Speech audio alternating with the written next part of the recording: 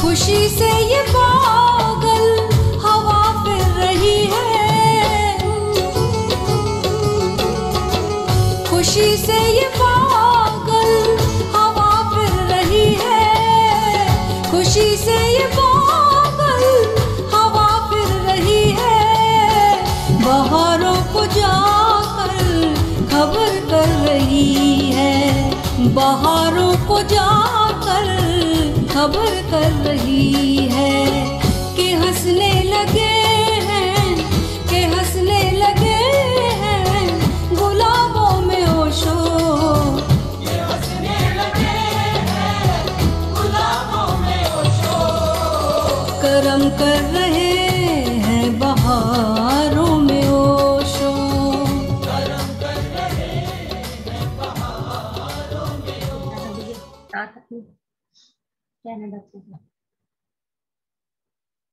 Hello, प्रणाम मित्रों, प्रणाम सभी को। अनीता शर्मा जी, वंदना, सुरेंद्र छाबड़ा जी और गैलेक्सी J7। ये कौन है गैलेक्सी J7 में? You can unmute yourself.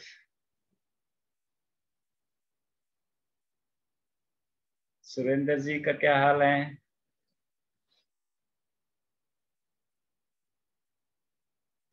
हाँ, प्रणाम। प्रणाम। कैसे हो? बढ़िया सर जी, बहुत बढ़िया। हाँ जी, हाँ जी। अभी ऑफिस में हूँ, साइट पे ही हूँ अभी। अच्छा, साइट पे है अभी? हाँ जी, हाँ जी। ठीक। इसलिए और वो घर कितनी दूर है, कमरा? गेस्ट हाउस साथ में ही है, मतलब साइट के साथ ही है। ओके। 1-1.5 किलोमीटर बस जी। हाँ, क्या बोले, दोबारा बोलो। हाँ आचार्य, असल में कल रात को ऐसा था कि मैं बस बैठा हुआ था टीवी रूम में। मम्मी पापा तो सोने चले गए थे और मैं बस था रूम में। रूम था, मैं नाद को सुनने के ट्राई करता, शुरुआत में रहने की कोशिश कर रहा था। अपने होने को ढूंढने लग, यानी कि होने में आने लग गया कि मेरा होना है ही नहीं, सिर्फ होना है। आगे जो डॉल रखी है वो भी, उसमें भी होना है। हाँ, होना है, लेकिन मेरा नहीं है ये होना, लेकिन होना है। हाँ बिल्कुल। तो होना, इसलिए मैं कह रहा हूँ, होना जो है एक है। वो मेरा होना, आपका होना, रचना जी का होना, अनीता जी का होना अलग अलग नहीं है। वो जो इजनेस है, इसको अंग्रेजी में लिखें, इजनेस जो है, दैट इज वन ओवरऑल, है ना। जैसे आप अंगूठी हो, मैं बैंगल हूं, अनीता जी नेकलेस है, नाम है ना हमारे अलग अलग, और रचना जी कान की बाली है। ठीक है, तो हम देखने, हमारे जो नाम हैं वो अलग अलग हैं। किसी का रिंग है, किसी का बैंगल है, किसी की नेकलेस है, और हमारे गुण भी अलग अलग हैं, है ना। कोई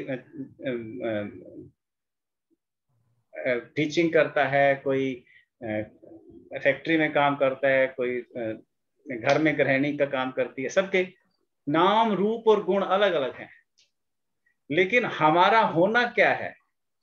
हम क्या हैं? गोल्ड हैं। क्या है? गोल्ड। गोल्ड है। वो गोल्ड एक ही है सब में,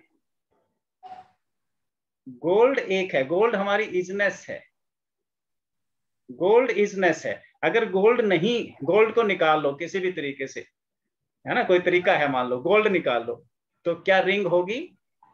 नहीं, सिर्फ गोल्ड। बैंगल बचेगी, नेकलेस बचेगा, नहीं, सिर्फ गोल्ड कान की रहेगा। बात है ना, कुछ भी नहीं बचेगा। तो वो गोल्ड हम हैं, वो है, उसका उसका कोई रूप नहीं है, उसका कोई स्वरूप नहीं है, वो इनविजिबल है। आपने गोल्ड नहीं देखा, आपने रिंग देखी है, बैंगल देखी है, ईंट देखी है गोल्ड की, है ना। हाँ, हाँ। वो जो गोल्डनेस है, वो इजनेस जो है, वो आपने नहीं देखी। वही आप है। क्यों नहीं देखी वो? क्योंकि वो खुद आप हैं। जैसे आंख आंख को नहीं देख सकती, है ना। त्वचा, मेरे घुटने की त्वचा खुद को नहीं टच कर सकती, सारी दुनिया को टच कर देगी। ठीक ऐसे ही मैं खुद को नजर नहीं आता। अभी माँ जो कह रही थी, क्यों नहीं नजर आता? हम अपनी प्योर गोल्डनेस में आ गए, इजनेस में आ गए। तो उस इजनेस में जैसे ही आपको ख्याल आएगा, वो मजा, वही तो सच्चिदानंद है। उसको आप ना ना उसके ऊपर आप कोई टोना टोटका कर सकते हैं, है ना, ना आप उसको गाली दे सकते हैं, ना आप उसको गंदा कर सकते हैं, ना उसको उठा के इधर उधर रख सकते। उसको, वो अप्रभावित है, वो सदानंद है, वही सच्चिदानंद सत है। क्योंकि वो एकदम सबका सत है, अंगूठी का भी, बैंगल का भी, नेकलेस का भी सत है। वो जूस है उसका, मूल है उसका, वो सबका सत है ना। वही हमारी जो इजनेस है, आत्मा जो है, वो सब एक ही है सबकी, मेरी और आपकी अलग अलग नहीं है। Same soul runs through man and nature. आदमी और प्रकृति और पशु पक्षियों सब में वही धागा पूरा हुआ है। एक ही, एक सूत मण सत सहस, जैसे एक नाथ जी कहते हैं, एक सूत मण सत सहस, जैसे सहस्त्र मणियों में एक ही सूत पिरोया। वो एक सूत कौन सा है? वो गोल्ड। सारे ऑर्नामेंट्स में, सारे ऑर्नामेंट्स में वही पूरा हुआ। तो जब मुझे ये पता चलेगा कि सारे जो अहम ब्रह्मास्मि का अर्थ क्या है? मैं ब्रह्म हूँ। मैं ही ब्रह्म हूं। ये सूरज चांद सितारे दिखते हैं अलग मुझसे दूर, लेकिन ये वास्तव में क्या है? मैं ही हूं। मैं ही हूँ। तो ये कितने आनंद की बात है। सत, चित्त और ये क्या है? मेरा चैतन्य है, जागरूकता है मेरी, जिससे सूरज चमकता है। सूरज का प्रकाश कोई अननोन नहीं है, वो मेरी चैतन्यता से ही चमक रहा है, मेरी आत्मा से ही चमक रहा है ना। और ये फिर आनंद है, सत्य चित्त आनंद, कि जब सब में, जैसे अब ये सारे मकान मेरे ही हैं, है ना, ये सारी पृथ्वी वसुधैव कुटुंबकम मेरी ही है। इसी को तो आनंद कहते हैं। इसको कह रहा हूं, ये ध्यान है।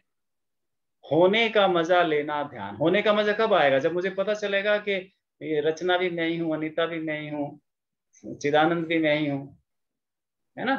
तो क्या कर रहा है गोविंद? वो आप में चिदानंद होने का मजा ले रहा है। उसको मजा लेने के लिए अब ये बॉडी माइंड चाहिए, रिलेशन का एक जाल चाहिए, है ना। ये मजा लेने के लिए आया। वो अकेले में उसको, जब वो अकेला कॉन्शियसनेस है, जागरूकता है, तो मजा नहीं आ रहा है उसको, उसको मजा नहीं आ रहा है। तो मजा लेने के लिए उसने आम का पेड़ बना दिया, है ना। आम के पेड़ के रूप में आ गया, सूरज के रूप में चमकने लगा, है ना। एक आचार्य के रूप में बोलने लगा, उधर सीकर्स के रूप में सुनने लगा। ये सब में वही बैठा हुआ है। तो ये, इसको फिर जैसे ही हम इसको कहते हैं रियलाइजेशन। जैसे रियलाइजेशन होगी तो हम आनंदित हो जाएंगे। फिर चेहरे पे फिर वो लीला हो जाएगी कि देखो मैं वहां रचना के रूप में एक्टिंग कर रहा हूँ, दुखी होने की, सुखी होने की, है ना। और यहाँ मैं बैठ के समझाने का नाटक कर रहा हूँ, वहां मैं खेती करने का नाटक कर रहा हूँ, वहां फैक्ट्री में मैं बॉस की डांट सुन रहा हूँ, सब मैं ही कर रहा हूँ। तो वो मुस्कान देखते हो कृष्ण के मुंह पे, राम के मुंह पे, क्या है? यही तो है वो, कि इनको लगता है हाँ ये मैं ही कर रहा हूँ सब। तो ये प्रतीति करना, इसको कहते हैं होने का मजा लेना, ये ध्यान है। ठीक है। अब मरने का मजा लेना, जो अभी ये कह रही थी कि पता नहीं चलता, आप कह रहे थे कि मैं का पता नहीं चलता, वो मरने का मजा, निहिलिसन जिसको बोलेंगे, वो निहिलिसन का मजा, शून्यता का मजा, जिसको बुद्ध कह रहे हैं। शून्यता का मजा। अब ना मैं सूरज हूं, ना मैं अब चिदानंद हूं, ना मैं अनुपम हूं, मैं कोई नहीं, शून्यता। तो वो हो गया क्या, मरने का मजा, खत्म होने का मजा, समाप्त होने का भी मजा है, नींद का भी मजा है ना, नींद का भी मजा। नींद में क्या होते हैं, हम समाप्त हो जाते हैं, खत्म हो जाते हैं, है ना। इसी को कहते हैं कबीर, जिस मरनी से जग डरे, मेरा मन आनंद, कब मरी हो कब भेंटी हो पूर्ण परमानंद। तुम किस मरने से डरे हो, मैं तो इंतजार कर रहा हूं कब मरूं।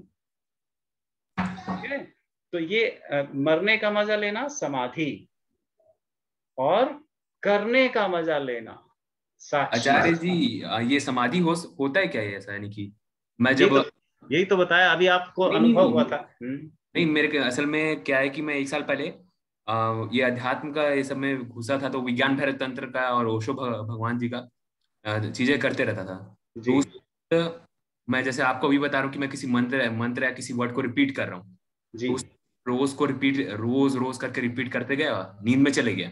जी नींद में अचानक मेरे पता ही नहीं चला और मैं नींद में चले गया, और फिर आंख खुली तो बहुत बड़ा सा जो आज निराकार में बताया जा रहा है ओशोधारा में वो, और उसमें मैं डर गया देख के, क्योंकि हम्म इतना बड़ा था, हम्म और बस मैं समझ नहीं पाया उसमें क्या था, और मजा भी बहुत आया था और डर भी लगा था।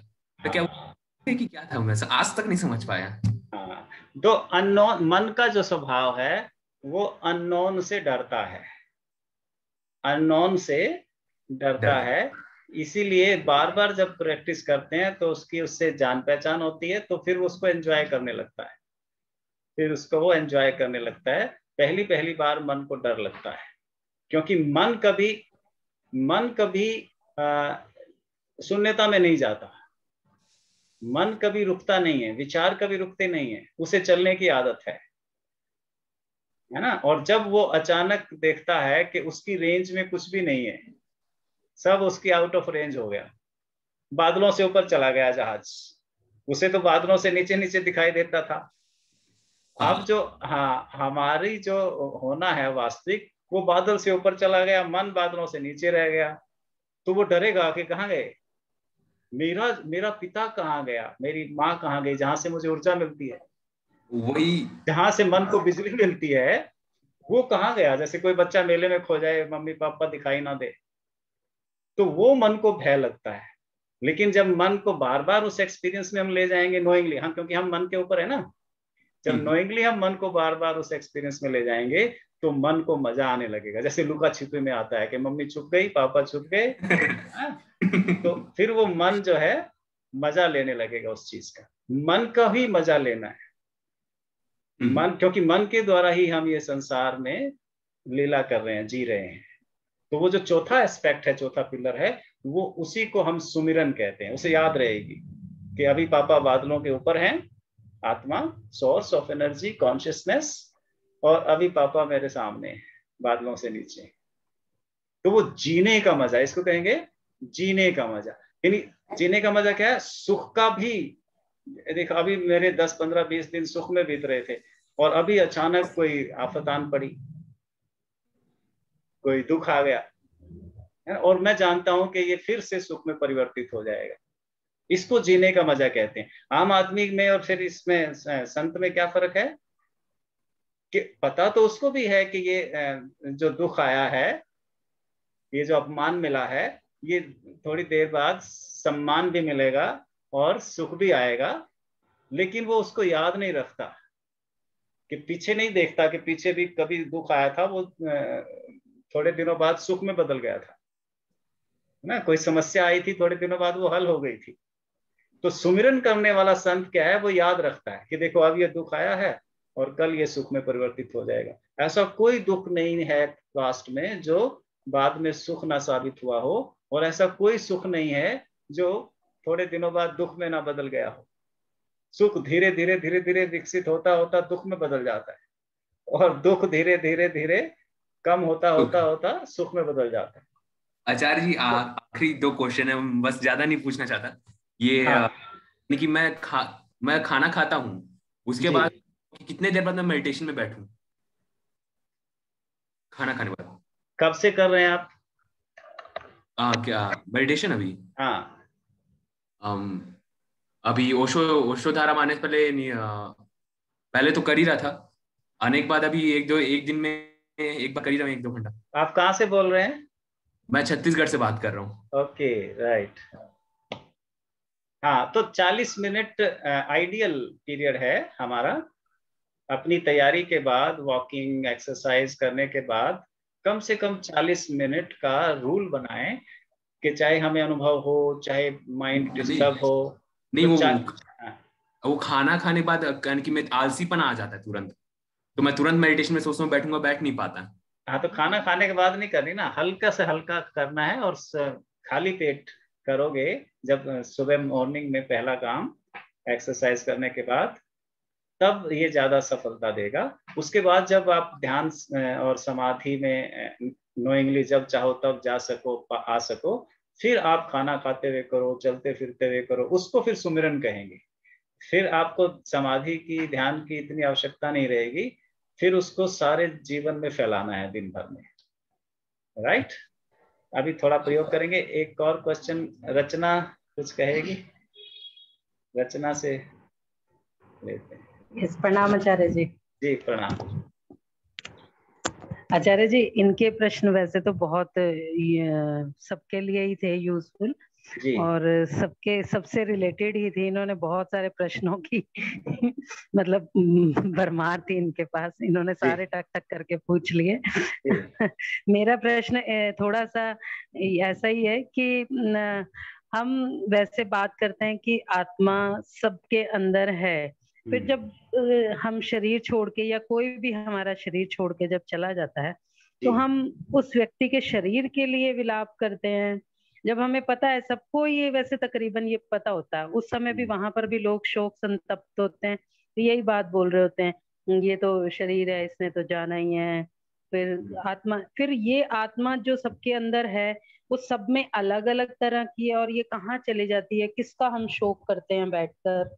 और फिर ये भी एक भ्रम फैलाया जाता है कि वो हमारे आसपास ही घूमती रहती है। वो जब वो आत्मा चली गई, प्योर है, तो वो कहाँ भटकती रहती है, और वो जी फिर दोबारा किसी नए शरीर में चली गई है, तो फिर वो क्या बन गया है, हम क्या रह गए।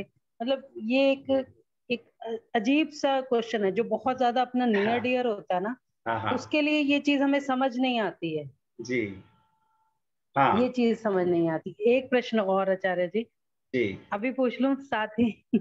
हाँ, पूछो पूछो। साथ ही पूछ लूं। हाँ जी हाँ जी नेगेटिव एनर्जी जो, हाँ जी, नेगेटिविटी जो है ना, जो नेगेटिव एनर्जी है, जी वो हमारे ऊपर क्यों ज्यादा प्रभाव डालती है, जबकि पॉजिटिविटी जब हमारे अंदर है, तो फिर वो उसको डिप्लीट क्यों नहीं करती है, वो हावी क्यों हो जाती है हमारे ऊपर नेगेटिविटी? जी जी, बहुत सुंदर। जैसा कि बस हाँ, बस आचार्य। ठीक है ठीक है। हाँ, तो पहला क्वेश्चन लेते हैं कि जब हम आत्मा हैं, तो शरीर के लिए इतनी अटैचमेंट क्यों है ना? शरीर के लिए इतनी अटैचमेंट क्यों है? इसको हमने अभी पिछली एक्सप्लेनेशन में थोड़ा सा छुआ था, लेकिन इसको क्लियर कर लेते हैं अच्छी तरह से। आत्मा का जो मजा है, जिसको हम कह रहे हैं ना, मजा, मजा लेना, होने का मजा लेना, होने का मजा आत्मा को या परमात्मा को केवल और केवल शरीर के साथ आता है। इसीलिए इसलिए विष्णु को राम का अवतार लेना पड़ता है, कृष्ण का अवतार लेना पड़ता है।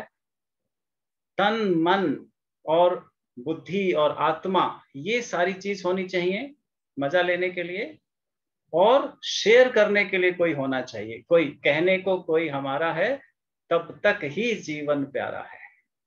जीवन तो है, जब राम और कृष्ण विष्णु के रूप में थे, जीवन तो तब था, लेकिन प्यारा नहीं था।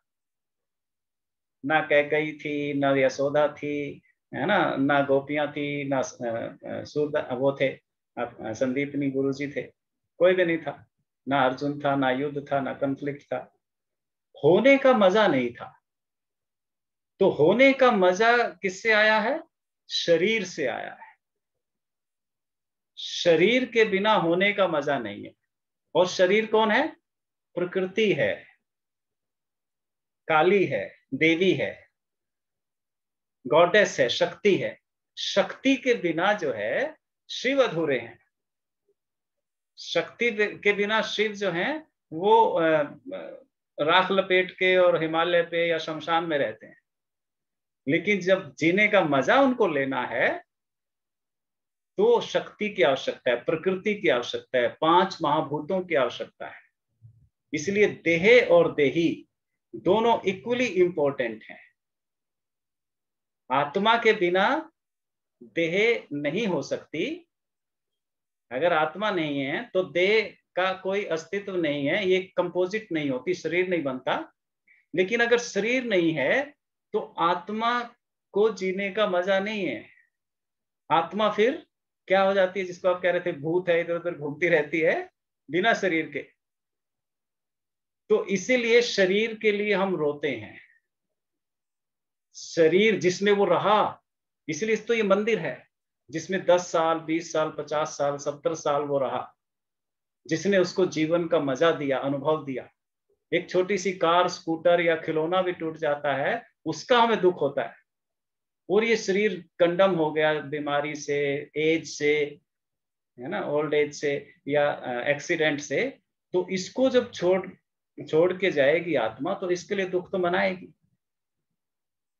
अब ये शरीर तो उसका छोड़ दिया उसने, लेकिन जो हम कहते हैं ना यहां वहां घूम रहा है, उस आत्मा के साथ ये जो इसने अनुभव इकट्ठे किए थे, खुशी के, दुख के, अपमान के, सम्मान के, है ना, और ये जो ज्ञान बटोरा था आत्मा परमात्मा का, ये जो मंजूषा है उसकी सूक्ष्म रूप में, वो उसके चारों तरफ एक परत बना देती है।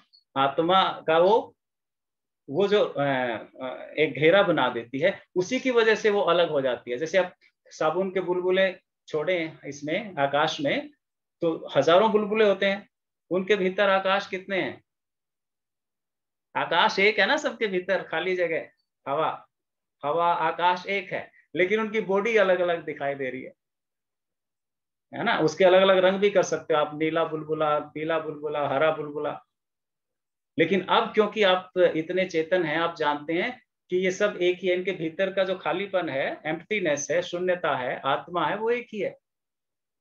तो वो जो पानी का बुलबुला है, बुलबुले की जो पतली सी परत है, वो यहां वहां घूमती है, वो घूमती है। उसको है कि इससे बदला लेना है, ये अभी मैंने इसमें गाने का मजा नहीं लिया है, मैं ठीक से पढ़ा नहीं हूं, ये अतृप्त इच्छाएं उसकी रह जाती हैं। इसीलिए वो फिर वो यहां वहां घूमती रहती है, पता चलता है उसको, है ना। तो हाँ, इसलिए बॉडी के लिए रोना शुभ है, उसके प्रति आप प्यार दिखा रहे हैं। अब देखते हो मंदिर में जाते हो, थाली में आपकी क्या क्या होता है? मंदिर की थाली में, पूजा की थाली में क्या क्या रखते हो बताइए? कपूर रखते हो, हल्दी रखते हो, सिंदूर रखते हो, है ना, फूल है, दिया फूल है। रखते हो, दिया रखते हो। ये किसके लिए रखते हो? भगवान के लिए, आत्मा के लिए, गोविंद के लिए?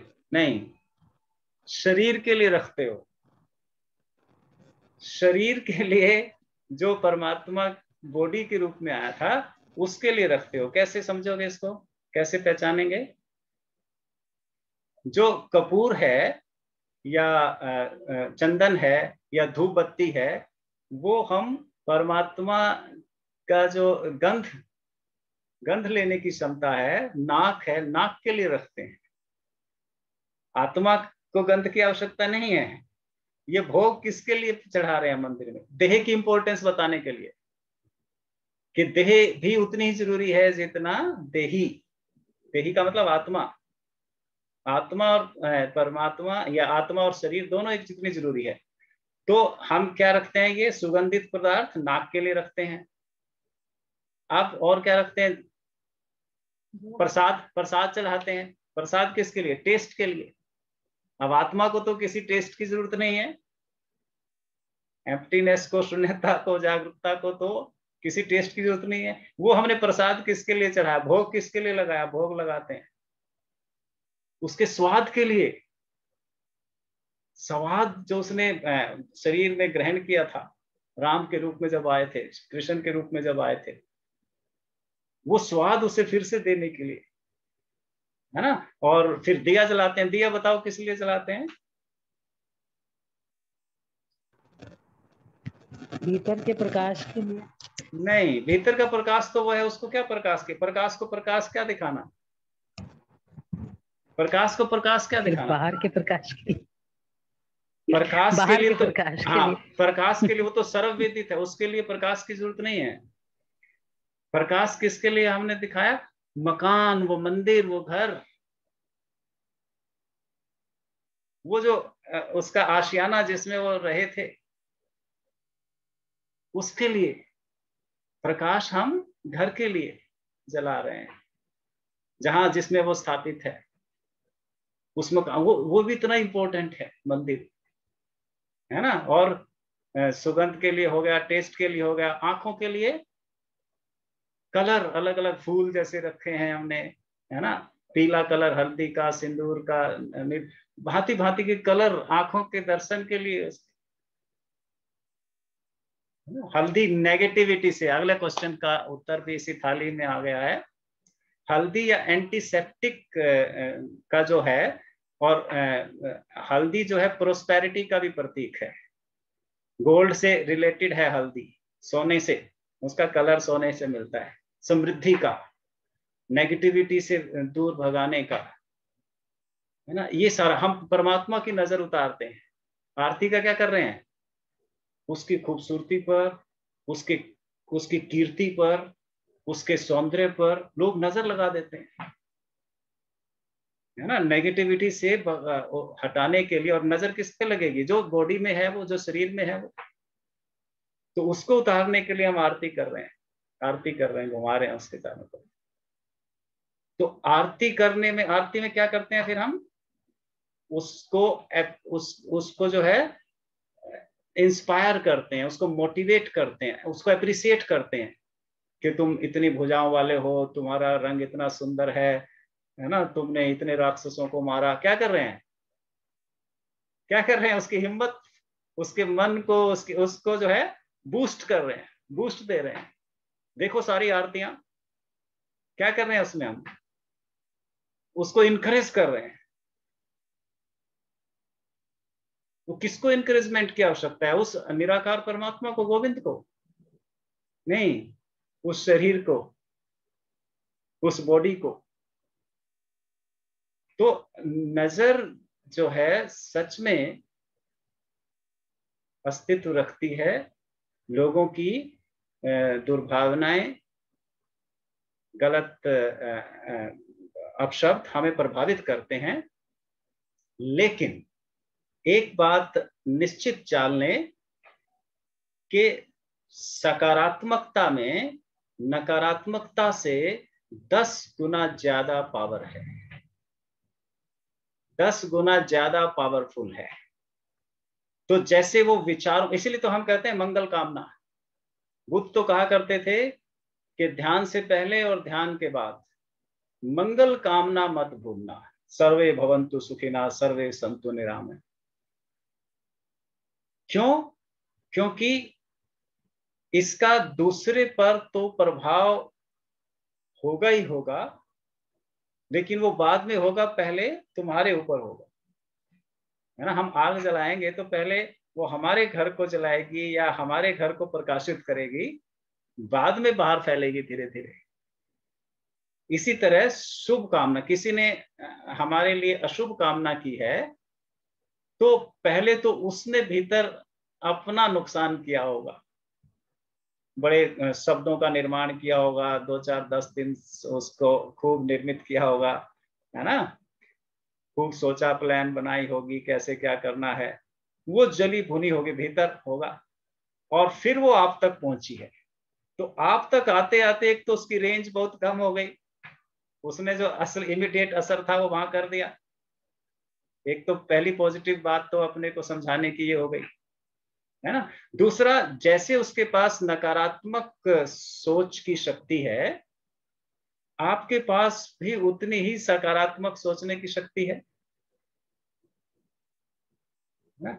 तो और सकारात्मक शक्ति में यानी प्रेम की शक्ति हिंसा की शक्ति से 10 गुना ज्यादा पावरफुल है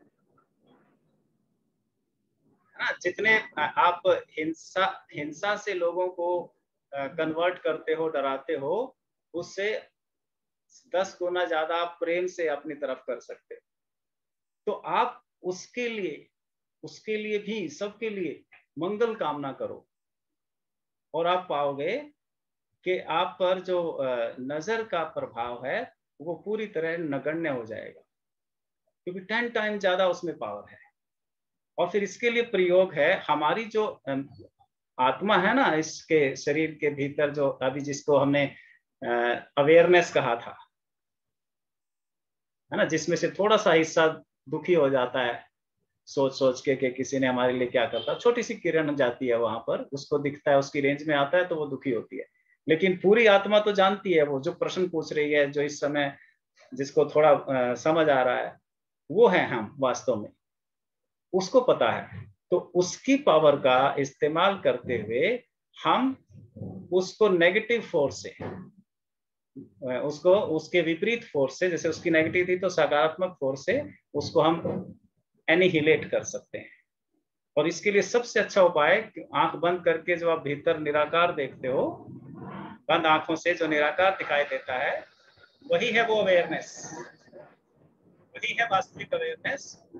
वही कान से सुनती है, आंख से देखती है, जीभ से स्वाद लेती है, वही भीतर की अवेयरनेस।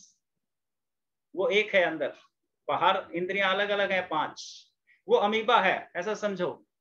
भीतर बाहर तो शरीर को तो देखने के लिए ये इस खिड़की की जरूरत है, सुनने के लिए इन खिड़कियों की जरूरत है, बोलने के लिए इसकी जरूरत है।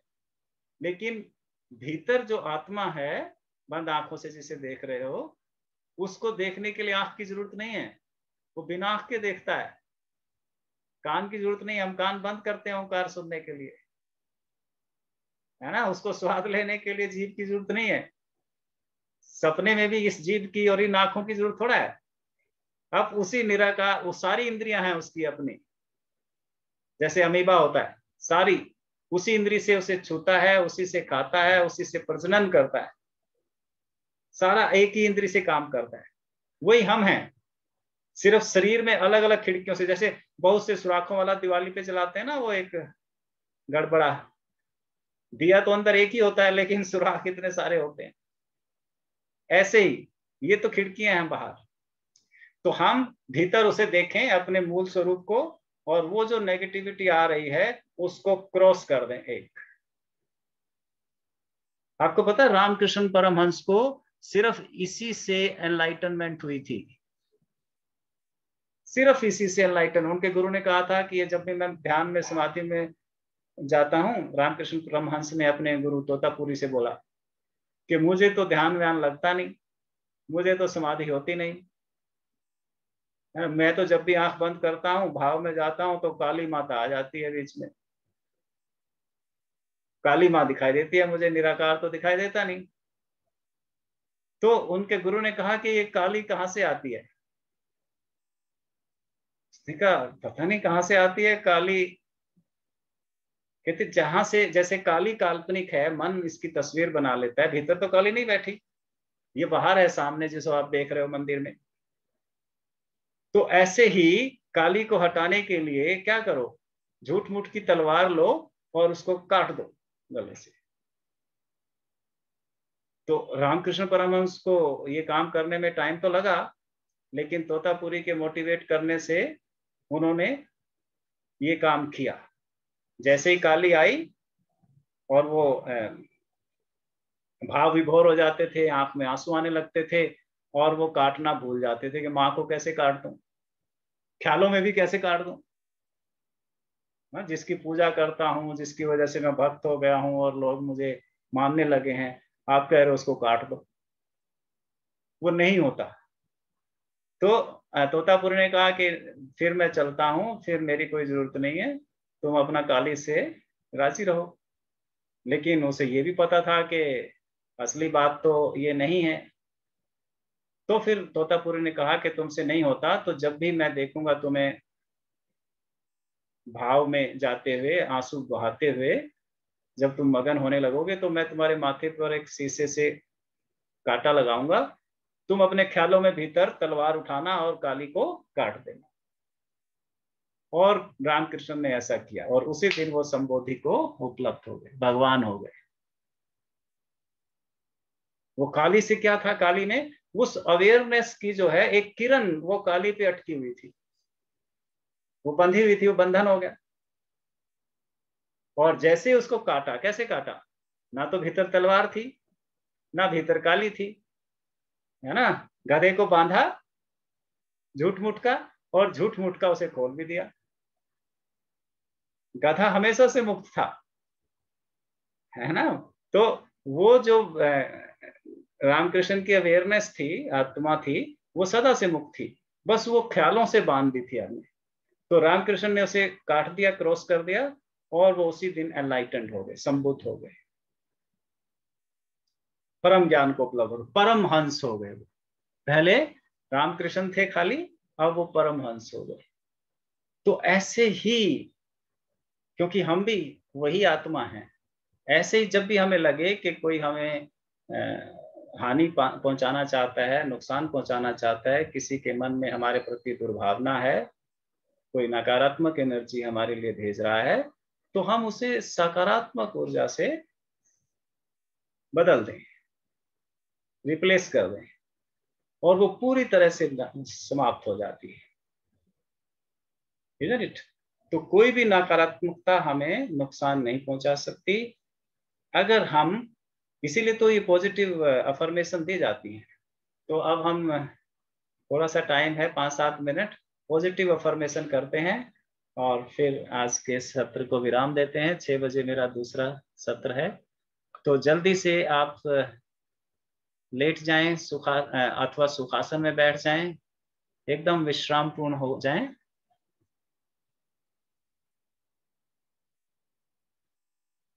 विश्राम में चले जाएं, लेट जाएं तो और भी अच्छा।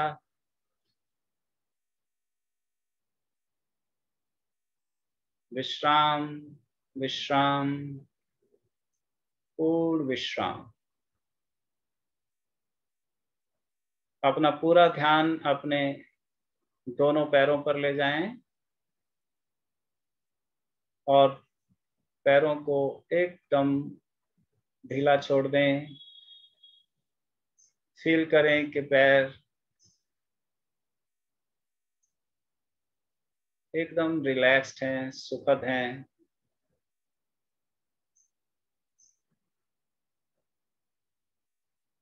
आपके घुटने, आपकी जंघाएं पूरी तरह से रिलैक्स हो रही हैं।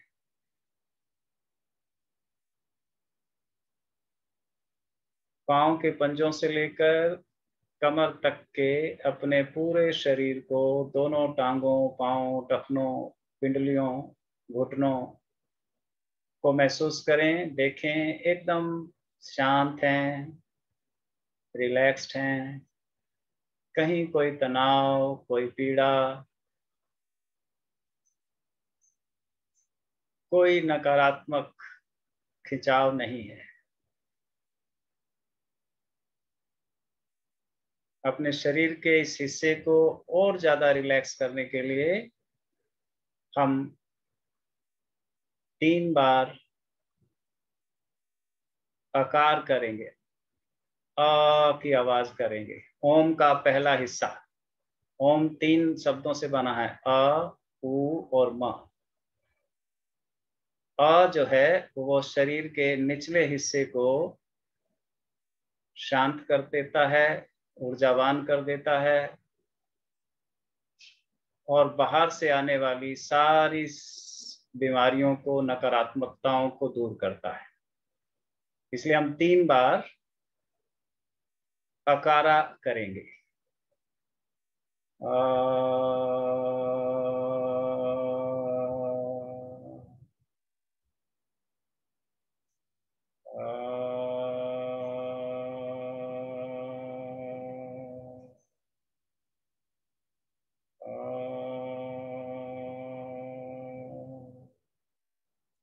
फील करें पैरों से जंघाओं तक का पूरा हिस्सा तरंगायित होकर एकदम शांत, विश्रामपूर्ण और शिथिल हो गया है।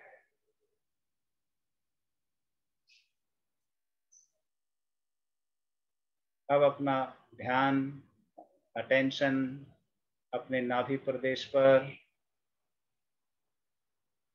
छाती पर, कंधों पर,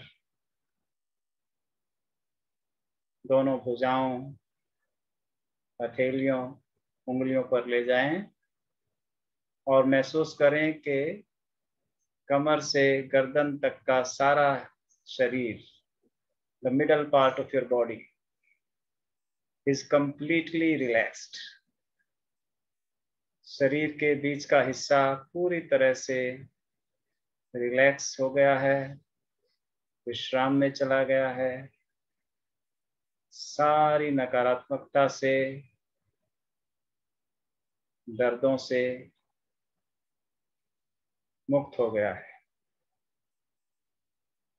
इसे और विश्राम देने के लिए और शुद्ध और स्वस्थ करने के लिए हम 3 बार ऊ का उच्चारण करेंगे, उकारा।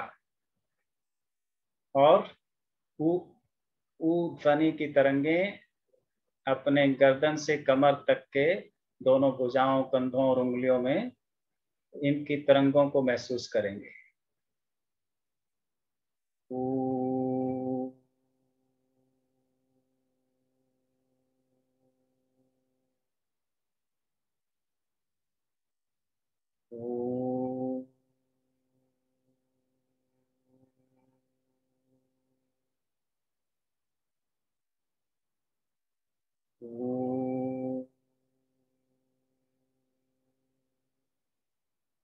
आपकी कमर से गर्दन तक का पूरा शरीर एकदम शांत और विश्राम में चला गया है। ध्वनि की तरंगों को महसूस करें, सारी नकारात्मकता, सारा क्लेश विदा हो गया, सारे टॉक्सिन्स निकल गए। अब गर्दन से ऊपर के हिस्से को आराम देंगे।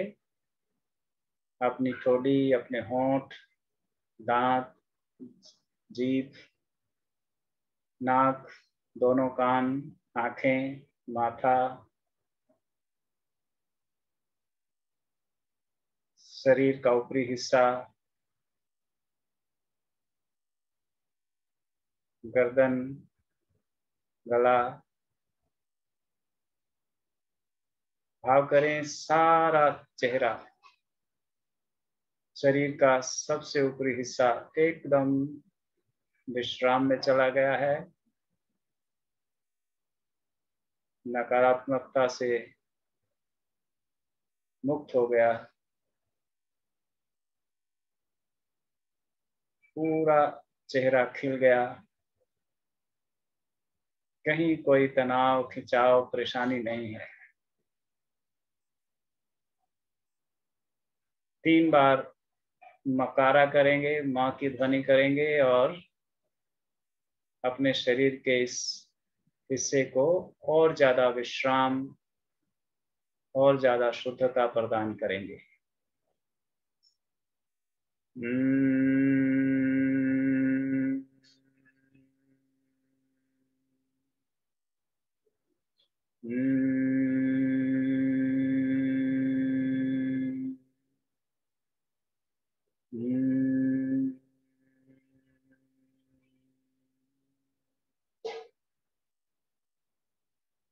पूरा शरीर एकदम विश्रामपूर्ण, शुद्ध, स्वच्छ हो गया है। सिर से पांव तक अपने पूरे शरीर का ख्याल करें। देखें पूरा शरीर कितने गहन विश्राम में चला गया, कितना शांत, कितना सुखद प्रतीत हो रहा है। पूरे शरीर को इकट्ठा हम और ज्यादा आराम, और ज्यादा शुद्धता, और ज्यादा सुख देने के लिए 3 बार ओंकार का नाद करेंगे, ओंकार की ध्वनि करेंगे और भाव करेंगे कि पूरे शरीर में इसकी तरंगें फैल रही हैं और पूरा शरीर पहले से ज्यादा विश्रामपूर्ण, शांत, शुद्ध और स्वच्छ हो गया है।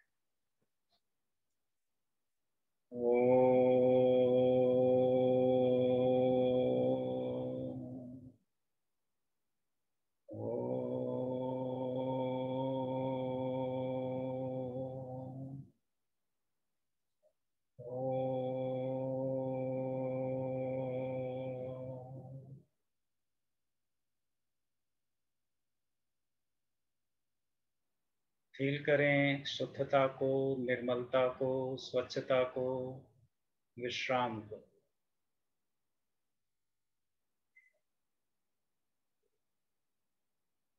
एक धीमी लंबी गहरी सांस लें और छोड़ दें।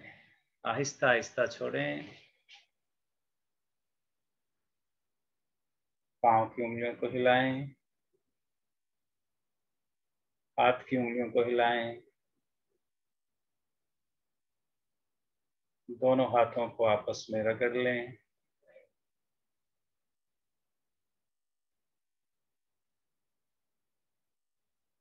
और दोनों के बीच उत्पन्न हुई ऊष्मा से अपनी आंखों, चेहरे, कानों, कंधों, भुजाओं, छाती, पेट और शरीर के अन्य हिस्सों पर फेर लें।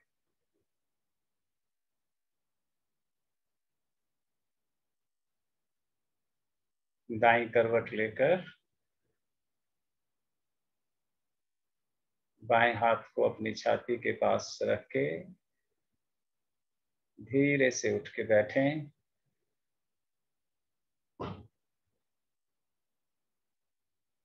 और प्रभु से प्रार्थना करें, हे प्रभु, जगत के सभी प्राणी सुखी, शांत और स्वस्थ हों। सबके भीतर दिव्यता का, सद्भाव का, मैत्री का उदय हो। दोनों हाथों को रगड़कर अपनी आंखों पे लगाएं और सबसे पहले आंखें खोलकर अपनी हथेलियों को देखें। फिर धरती माँ को और धीरे धीरे सामान्य स्थिति में आ जाए।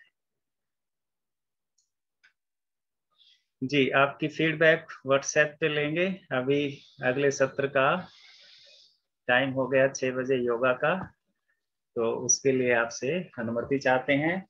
मिलते हैं वीरवार को 4:30 बजे। Thank you very much.